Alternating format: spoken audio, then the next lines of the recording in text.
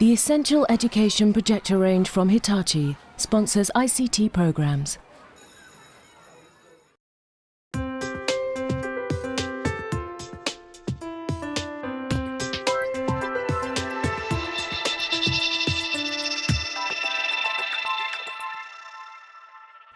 Hello and welcome to a Resource Review ICT special. Today our panel is evaluating resources for secondary PSHE. The resources that we're investing our time in are an interactive game on tax and spending, a website that promotes physical and mental health, and a personal finance website. Recommending our resources today is Kay Lord, an independent educational consultant who specialises in PSHE. On the panel we have teacher Diana Boyd from Central Lancaster High School and Alan Mills from the Specialist Schools and Academies Trust. And our ICT investigator Matthew Tosh will be putting the resources through their paces in the test lab. So Kay, let's begin with your first choice of resource. It's the interactive game, the Red Box. Tell us about it.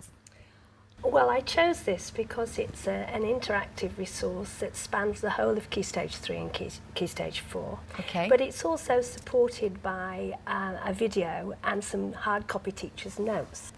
The purpose of the resource is to teach the young people about taxation, and the game itself is a way of demonstrating to the pupils that money has to be raised so that it can then be spent on priorities. So they have to make some choices of how they spend, but first of all they have to make the money, which is how they do it through this game. Okay, now let's go over to Matthew to see how he got on with it.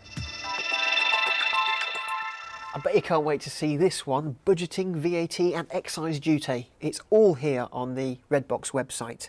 The idea of the game is you visit different buildings within a square, answering a question for each building. When you answer a question correctly, it generates money for you, and money is good because you can reinvest it in your square. So here's my square here. To start moving to a new building, I click on the fountain in the middle and the whole square spins around. It will eventually settle on a building. There we have it. And my first question is here. Now the information for the question can be found in the top box here on the right hand side. You sort of scroll through it. Now I didn't find that particularly interesting because it's quite verbose. It was a little bit like reading a tax form. Now occasionally you'll see a moving object like this plane here. If I click on that, it gives me a bonus question. Same style of question, so the idea is if you see something moving, click on it because it's going to get you extra money. Now after some rounds in the game you'll get a bonus game come up. It's interspaced between some of the questions. Again, this can allow you to generate more money. There's things like balancing income tax and expenditure, building children's playgrounds. There's a lot of variety for the game. At any point you can click on the glossary to get further information. There's loads of information here for children. At the end of the round you have a choice of investing your money in your square or saving it for the next round to build up your budget. The site runs on Flash and Shockwave, so you need to ensure that you have these installed on your computer, both of which are pretty much standard in schools. If you don't have this though, or you have a slow internet connection, there is an HTML version of the website, although I have noticed this runs a little bit slower. The teacher section is pretty good. Here you've got links to other curriculum resources, and you can order some resources from the website, including a video, leaflets and handouts, which arrive in a rather attractive box. I'm off to number 11 now.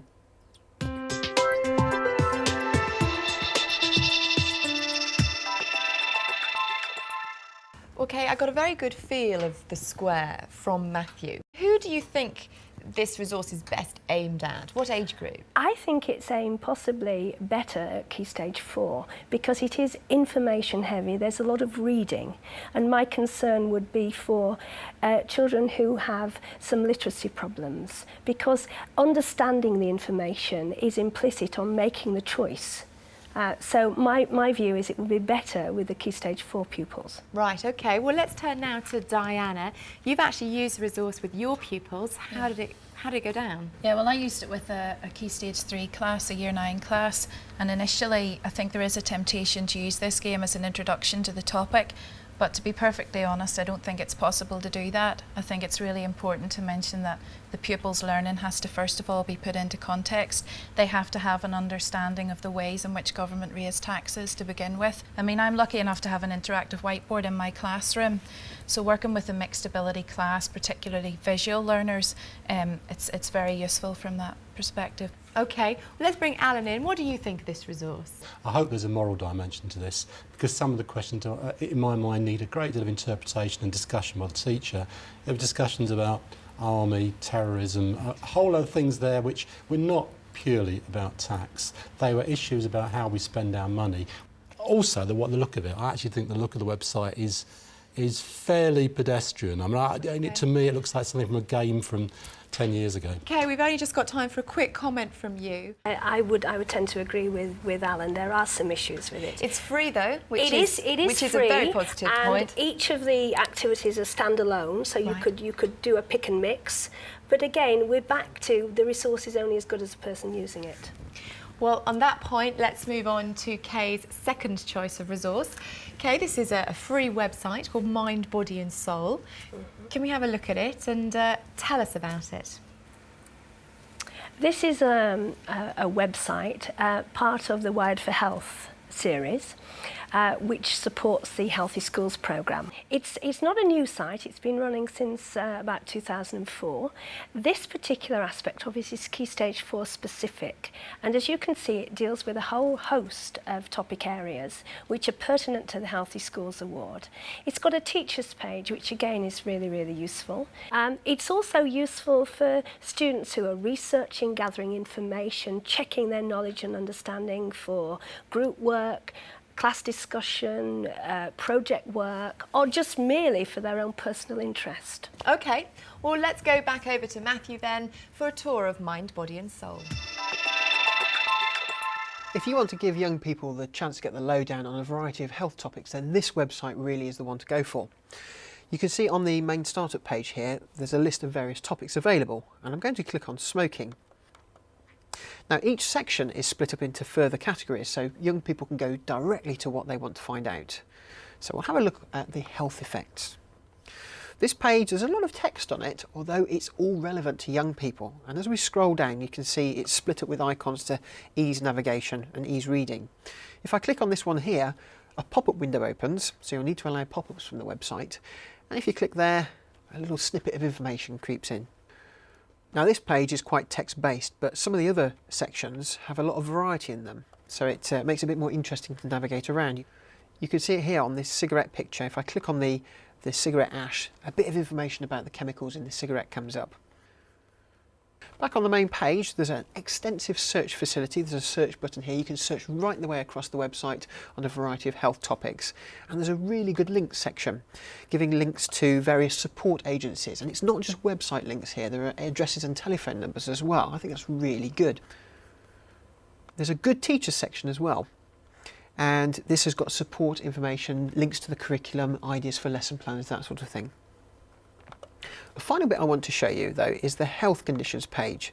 This lists a few health conditions, and if you click on them, there's a little bit of information and a link to an external agency. So there's loads of information here for young people. In fact, there's so much you'll probably want to visit it more than once.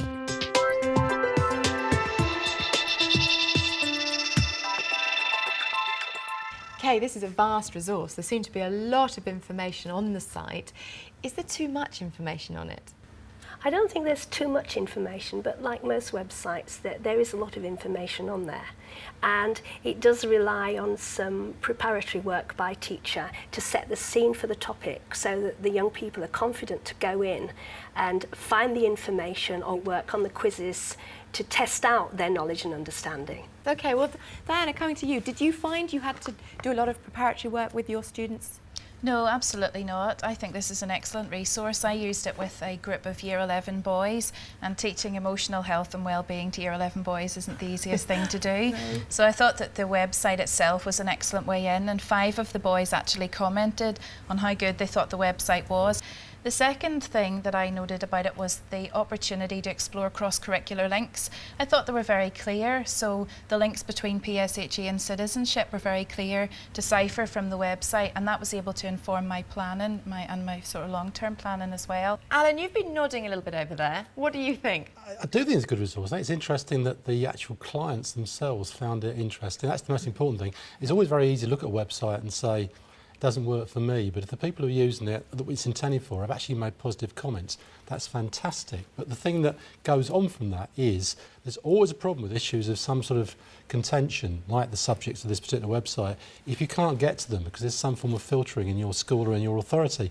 And I have to say again, I think it's a real problem. If we're not in the business of teaching our students how to use the internet properly, there'll be no filtering at home. So if we're not teaching them how to use it, how to make sure they're using it effectively and sensibly, that is our job as educators. We've got to allow them to get access full it, access to it. and not just at home. We can't rely on them just doing it at home. It has to be in an environment where the teacher is controlling, facilitating and supporting. And supporting, yes.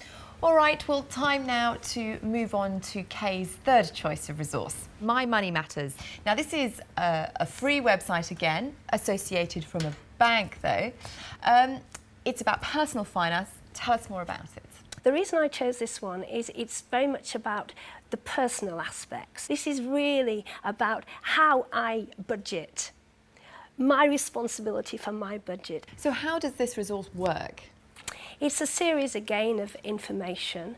The things I like about it is it's got a parents area, which is useful if the students are using the website at home. It's got a teacher's page, it's got lessons, lesson plans, which help with teachers' planning.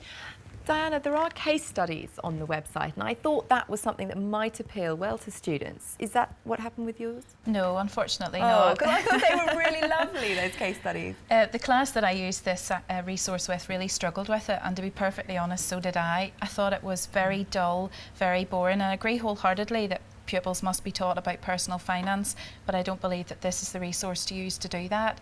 Very bland colour scheme and not easy to navigate around at all. The most interesting thing in terms of the case studies were the 3 photographs. Kay, what would you say to that? I think that it's a best shot possibly at this moment in time. It is a relatively new resource, 2005. It is dealing with the personal dimension of finance. So there may be other things that come along that are better. I think what it needs to be is far more linked to things that the teacher can do rather than the reliance upon the website. I think there needs to be some more interaction, so teacher and pupils and the resource feel more at one. Alan, what would you say about this resource? I totally agree. That's good. I think it was a real wasted opportunity. It's very inconsistent as well. I mean, there's little bits in it that ask you to drop and drag, and then the next thing you're typing things in. I couldn't work out the logic of the way they'd intended to do it, and I did feel it was very bare in terms of opportunities. It's set out like a file, a folder. You know, everything's there. It's in the right colours for the company. Everything's there, but it doesn't appear to have used the web at all. Well, room for improvement on that last one. But just to recap, the 3 resources that we've looked at today are the Redbox website from EdComs, Mind, Body and Soul from the DFES and Department of Health, and My Money Matters from Alliance and Leicester plc. For more information about resources featured on today's programme, go to our website. It's teachers.tv/resource review. Or if you want to, email us, resourcereview@teachers.tv. A big thank you to our panel, to Kay, to Diana and to Alan. Thank you for joining us. We'll see you next time on Resource Review. Bye-bye.